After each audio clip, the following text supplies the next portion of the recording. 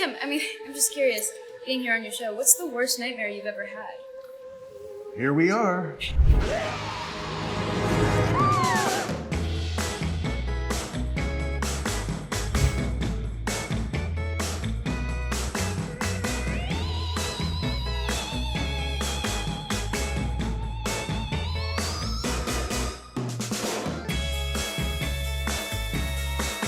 I'm Tim Burton for The Hollywood Reporter, and welcome to my talk show, where I'll be interviewing Jenna Ortega. Thank you for being on my show tonight, Jenna. Thank you for having me, Tim. Such a pleasure. Your first episode, I believe. Well, no, I've been doing this talk show for a long time.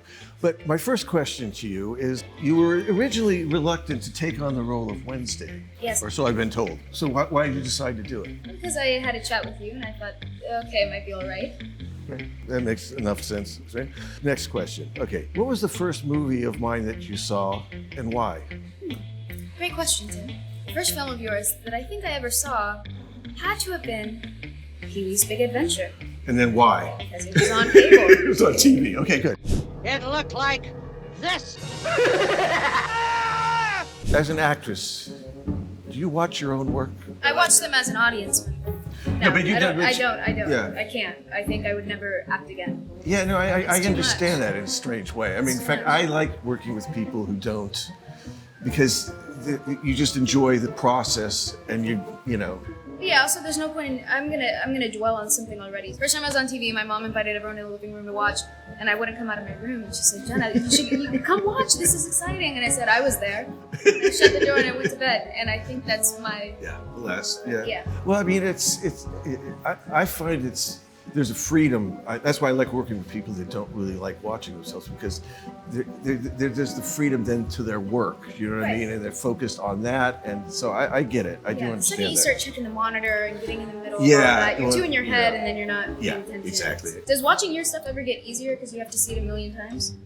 No, I never watch. I Well, I know don't you really walk go out of the back. screenings. I think the last screening of Beetlejuice, I had my eyes closed the whole time. People thought I was asleep. I went into like a kind of a coma. And I like parts of things. I feel very vulnerable when I watch something I did. It's funny. I wish I could enjoy it more. Right. I enjoy making it, but I don't often revisit. I don't often watch them. Would you say your favorite part of actually making something then is the shooting process, or is it Yeah, editing? I or- do. Yeah, Right. because it's something. I mean, it's as you know, it's the hardest, but it's the most collaborative, and it's the most where all sorts of things can go on. And Yeah.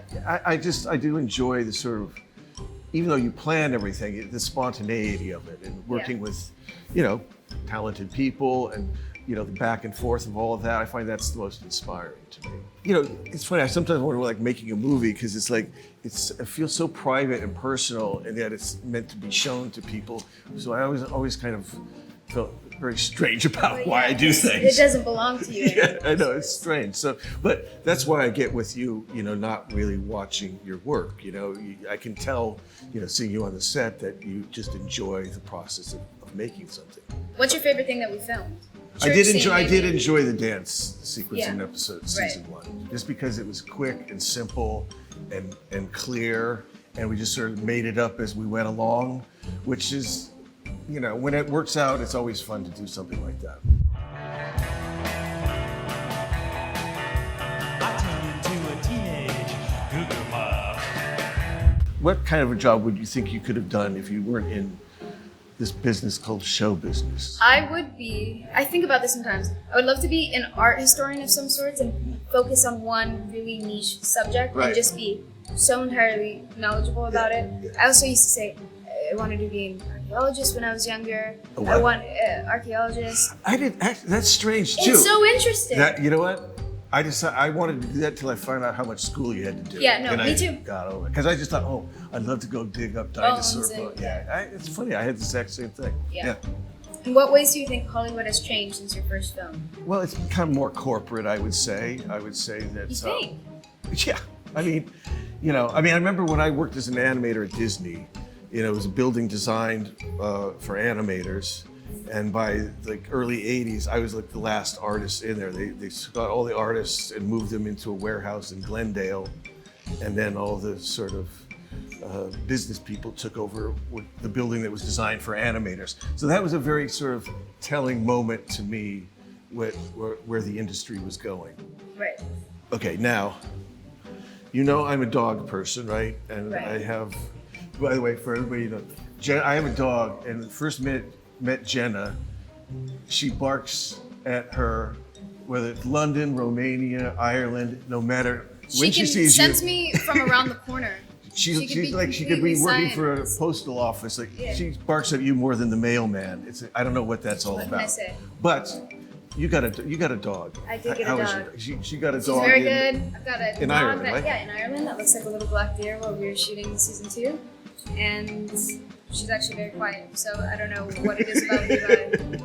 I got the Yeah. loud one. You got the quiet one. Jenna, we have my musical guest Barry Manilow is coming on. So I think Right. that was very nice to talk to you. Likewise. Well, I've run out of questions. Thank you all for coming, and Barry Manilow will be out in a minute. Right after this commercial break. Thank you very much.